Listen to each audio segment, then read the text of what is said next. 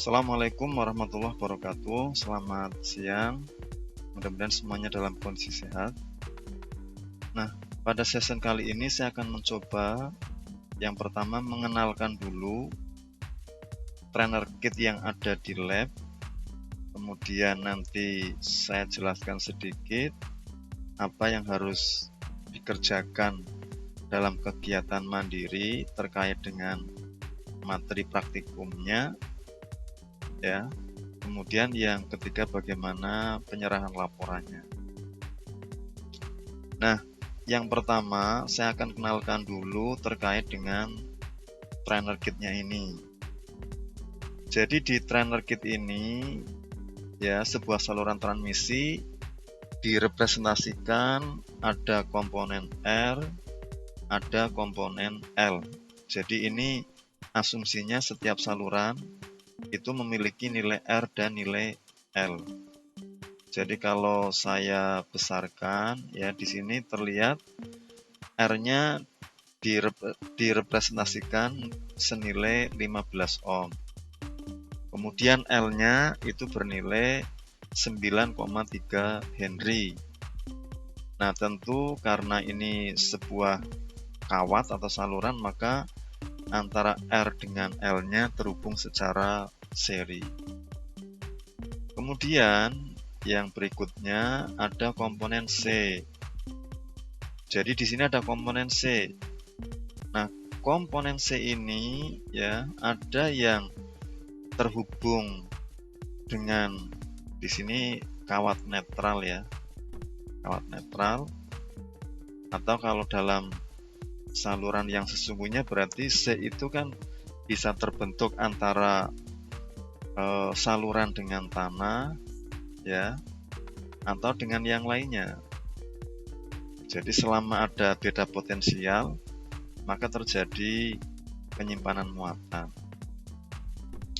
Nah, jadi setiap saluran atau setiap kawat pasti memiliki representasi komponen seperti ini. Ya, sekarang saya coba kasih ilustrasi bagaimana kegiatan yang harus Anda lakukan dalam mempraktekkan atau dalam mengerjakan kegiatan mandiri tadi. Nah, saya ambil contoh misalkan ya, ini saya akan mencoba untuk mempraktekkan saluran pendek. Jadi di sini kan kita bisa mempraktekkan saluran pendek, saluran menengah, saluran panjang, tergantung dari apa yang akan kita representasikan atau simulasikan. Nah, kalau saluran pendek berarti di sini hanya terdiri R dan L saja. Ya kan? Berarti C-nya di sini diabaikan. Nah, saya ambil contoh ini hanya saya representasikan satu saluran saja, yaitu fasa dengan netral. Ya. Oke, jadi di sini nanti berarti dihubungkan antara ini R dan L ya, kemudian nanti dihubungkan dengan beban, kemudian nanti kembalinya ya lewat kawat ini. Ya. Oke, nah ini saya coba bawa ke representasi saluran. Ini saluran pendek ya. Jadi saluran pendek itu kan ada R dan ada L yang terhubung secara seri. Nah, tetapi di sini untuk netralnya sementara saya abaikan dulu. Padahal kalau di trainer kitnya ini itu untuk kawat netralnya memiliki nilai resistansi maupun nilai induktansi. Tetapi sementara di sini untuk contoh ya saya abaikan. Nah, sehingga di sini representasi salurannya menjadi R dan L, kemudian kawat netralnya dianggap tidak memiliki atau nilai impedansinya 0. Oke. Kemudian ini berarti terhubung dengan beban. Ya. Baik, nah sekarang kita lihat ya. Nah, di sini untuk konfigurasi jaringannya frekuensinya 50, kemudian nilai resistansi salurannya ya sesuai dengan yang ada di modul tadi. Kita ambil contoh di sini adalah 15 ohm, kemudian L-nya 9,3 Henry. Jadi saya coba masukkan resistansinya nilainya 15 ohm ya. Kemudian untuk L-nya itu nilainya Henry ya, dalam Henry. Oke, kemudian coba kita tuliskan dalam bentuk bilangan kompleks ya, impedansi. Jadi impedansi salurannya sama dengan R saluran yang 15 ini ditambah dengan XL. Jadi reaktansi induktif. Nah, reaktansi induktif ini kan berarti harus kita cari dulu, karena yang diketahui di trainer kita tadi adalah hanya nilai impedansi, hanya nilai induktansinya saja, yaitu 9,3 Henry. Sehingga kita cari dengan formula dasar 2VFL ya, kita masukkan sehingga kita dapatkan itu nilai impedansi salurannya menjadi 15 plus J 2922 ohm ya, impedansi satuannya ohm. Nah, di lab sheet itu kan biasanya salah satu yang dicari adalah tegangan kirimnya berapa, tegangan terimanya berapa ya. Tegangan terima biasanya kan sudah diketahui, asumsinya di set nilainya tertentu. Kemudian jadi kalau tegangan terima yang dikehendaki nilainya sekian, maka berapa tegangan yang harus dikirimkan atau tegangan sisi kirimnya berapa ya. Nah, di sini saya ambil contoh, tegangan terimanya itu dikehendaki nilainya 200 volt, kemudian dengan sudut pasangnya 0 derajat. Nah, kemudian untuk arus bebannya ya, atau arus terimanya, di sini saya tentukan 1,2 ampere dengan sudut pasang min 40 derajat.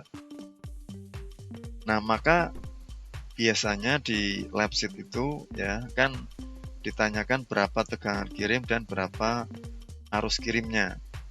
Nah, maka kalau saluran pendek itu kaidahnya sangat sederhana, yaitu tegangan kirim sama dengan tegangan terima ditambah impedansi saluran kali arus yang diterima tadi ya. Nah, sehingga tinggal dimasukkan, kita masukkan dengan ke formula ini, nilai VR-nya sudah diketahui, nilai Z-nya juga sudah diketahui, kemudian nilai IR-nya sudah diketahui. Nah, tinggal kita masukkan, kita dapatkan nilai tegangan kirimnya adalah 3639 ya. Kemudian sudutnya 47,303 untuk tegangan kirimnya. Sedangkan arus kirimnya ya, secara teori tadi kan di sini disebutkan arus kirim itu nilainya sama dengan arus terima, karena di sini adalah rangkaian seri. Ya, jadi arus di sini dengan arus di sini kan nilainya sama. Ya.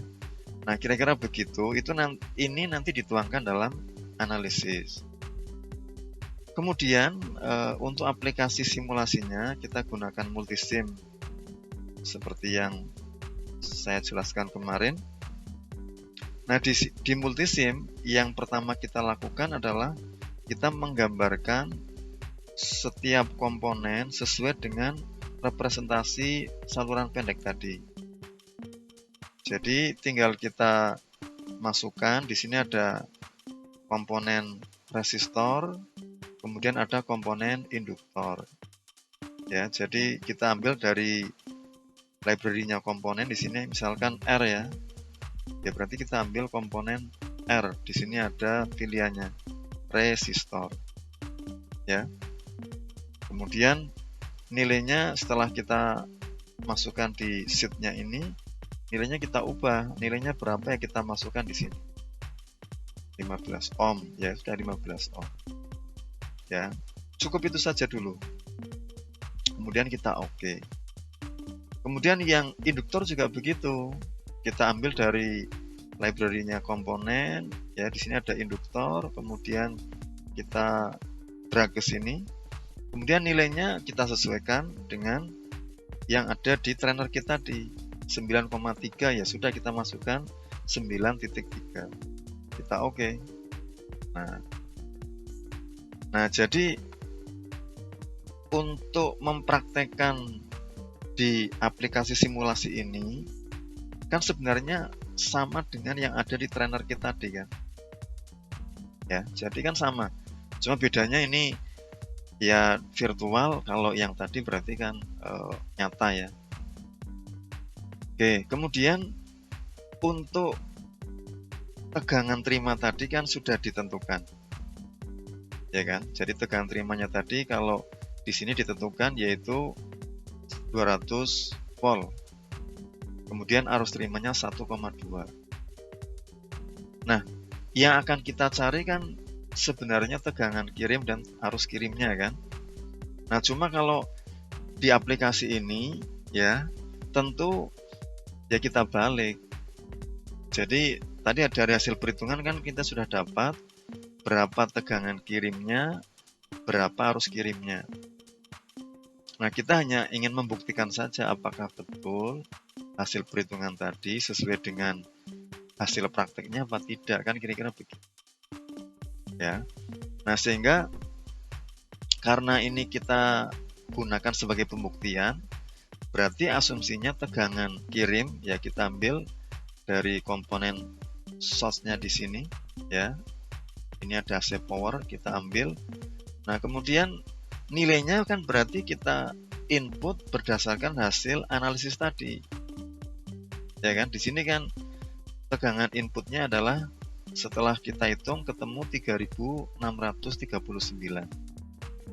Nah, berarti di sini kita masukkan sesuai dengan hasil perhitungan tadi. Nah, di sini adalah nilainya. Kemudian untuk sudut pasangnya ya kita inputkan juga. Tadi kan ketemunya 47,303. Nah, tinggal dimasukkan di sini. Phase-nya kita masukkan dengan sudut pasangnya tadi. Ya, jadi yang kita inputkan di simulasi ini ada dua, yaitu magnitude atau nilai tegangan, kemudian sudut pasangnya. Kalau sudah sesuai kita oke. Ya.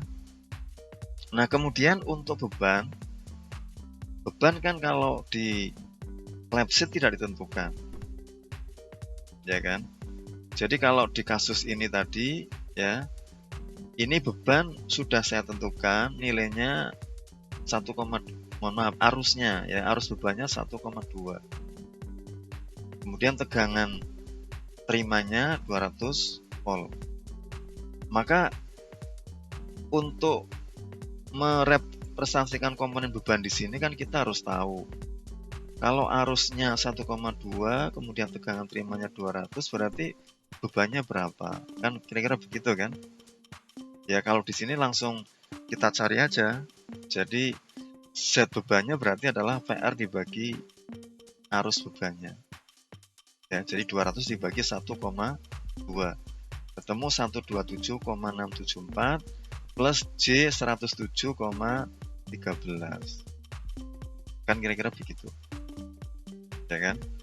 Nah, 127,674 itu adalah komponen resistansinya ya, atau nilai resistansinya, sehingga di sini 127,674 ya kita ambil di library komponen R tadi, kemudian nilainya kita sesuaikan dengan hasil perhitungan di sini ya, 127,674. Nah, kemudian untuk L-nya karena di aplikasi multisim ini kan nilai yang kita inputkan adalah nilai dasar. Ya, jadi kalau dari hasil perhitungan tadi ketemu 341,005 untuk nilai reaktansi induktifnya, maka kita cari L-nya. Ya, jadi di sini kan untuk reaktansi induktifnya ketemu 107,13. Maka kita cari berapa nilai L-nya kalau nilai reaktansi induktifnya tadi diperoleh 107,131. Ya, ini kaidah dasar. Jadi XL sama dengan 2VFL. Maka kalau L yang kita cari berarti kan nilai reaktansi dibagi 2VF. V-nya konstanta, F-nya tadi 50. Kemudian karena saya jadikan milihenry, ini saya kalikan 1000, sehingga kita dapat 341,005 dalam milihenry. Nah, sehingga di sini saya masukkan 341, ya, kalau mau diinputkan lengkap ya boleh. Ini kalau saya bulatkan 341. Jadi 341 milihenry. Ya.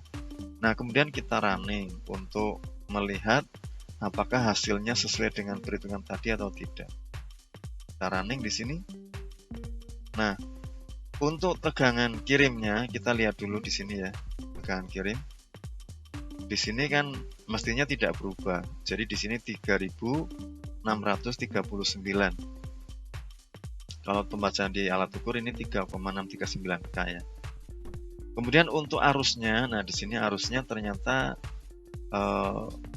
ya meskipun dalam koma ya, tapi agak bergeser karena tadinya 1,2, di sini 1,185. Meskipun kalau dibulatkan ya kita